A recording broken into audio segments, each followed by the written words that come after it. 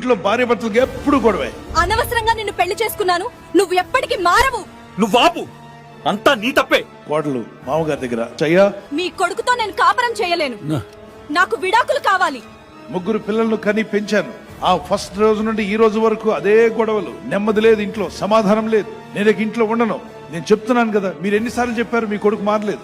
కాబట్టి ఇక నేను ఇతనితో కాపురం చేయలేను, వెళ్ళిపోతున్నాను. పిల్లలను రెడీ చేసుకుంది, బ్యాగులు రెడీ చేసుకుంది, వెళ్ళిపోతుండగా అమ్మ ఒక్క నిమిషం ఆగమ్మా, కుటుంబాల గురించి ఈ మధ్య ఒక పేపర్లో చదివాను, ఒక మెడిసిన్ వచ్చిందట. ఆ మెడిసిన్ కనుక నువ్వు వాడితే ఇంట్లో గొడవలు రాకుండా ఉండడానికి వాడుకునే టానిక్ అట. గొడవ పడే కుటుంబాల్లో గొడవలు పోతాయంట. ఒక వారం రోజులు వాడిన తర్వాత బాగుంటే ఓకే ఉండు, బాగాలేకపోతే వెళ్ళిపోదు. కానీ ఒక మెడిసిన్ తీసుకొచ్చాడు. సో ఎప్పుడు వేసుకోవాలంటే ఉదయం లేచి 5 AM వేసుకోవాలి, అలాగే సాయంకాలం కూడా 5 PM వేసుకోవాలి. ఓకే అంకుల్ ఇమ్మంటే ఆయన ఓపెన్ చేసి ఇచ్చాడు. 2 కప్పుల అంటే ఎస్ 2 cups. నోట్లో వేసినప్పుడు మింగొద్దమ్మా అన్నాడు. అదేంటి మింగకుండా ఎలా ఉండాలి? నోట్లో ఉండాలమ్మా. మరి ఉయ్యాలంటే ఉయ్యకూడదు, మింగకూడదు అన్నాడు. మింగకపోతే నోట్లో ఎంతసేపు ఉండాలి?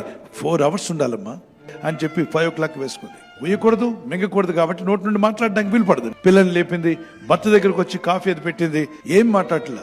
భర్త నెమ్మదిగా ముసుగు తీసి చూస్తున్నాడు, ఏం మాట్లాడలేదు ఏంట అందంట. పిల్లల మీద కసురుకోవట్లేదు, నా మీద కసురుకోవట్లేదు, చాలా ప్రశాంతంగా ఉంది వాతావరణం ఇంట్లో అని చెప్పి అనుకుని ఇది క్యారేజ్ కట్టింది అంది. పిల్లలు అనుకుంటున్నారు మమ్మీ డాడీ రోజు గొడవ పడేవాళ్ళు, ఏంటి ఇంత ప్రశాంతంగా ఉంది ఈ రోజు అని. అలా 1 రోజు అయింది, 2 రోజులు అయింది, 3 రోజుల తర్వాత భార్య ఏం మాట్లాడట్లా, ఇంతనా అని చెప్పి అన్నట్టుగా సైక్ చేసింది. ఓకే అన్నాడు. భోజనానికి ముందు హోంవర్క్ చేయిస్తున్నాడు భర్త. ఇంతకుముందు గొడవ పడి తనుకునేవాళ్ళు, ఇప్పుడు చక్కగా పిల్లలతో కూర్చొని హోంవర్క్ చేయిస్తున్నాడు, పిల్లలతో మాట్లాడుతున్నాడు. అది చూసి మురిసిపోయి ఎంత మంచి టానిక్ ఇది, నేను వాడుతుంటే నా భర్తను మారుస్తుంది, ఈ టానిక్ ప్రభావం చాలా బాగుంది, ఈ టానిక్ నేను వాడుతుంటే నా పిల్లలు బాగా మారుతున్నారు. వారం రోజులకల్లా వాతావరణం అంతా మారిపోయింది. సమాధానంగా ఉంటున్నారు, గొడవలు లేవు, కొట్లాటలు లేవు, తన్నులాటలు లేవు, గుద్దులాటలు లేవు. వారం రోజుల తర్వాత అడిగిందట, మామయ్య గారు ఎక్కడి నుంచి తెచ్చారు ఈ టానిక్, అసలు ఏ కంపెనీ వారు రీసెర్చ్ లో దీన్ని కనిపెట్టారో చెప్పండి అంటే, ఏమి లేదు తల్లి, ఆ రీసెర్చ్ అంతా నాదేనే అన్నాడట. కోల పోషించాను తల్లి.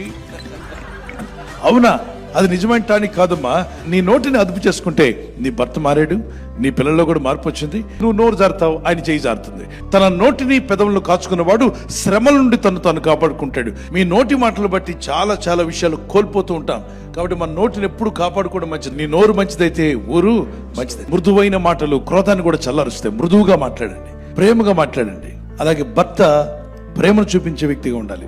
భార్య ఎలా ఉండాలంటే భర్తకు లోబడే వ్యక్తి, ఆయన మాట గౌరవిస్తే చాలు. సో ప్రేమ కలిగిన మాటలు మీరు మాట్లాడుకోండి.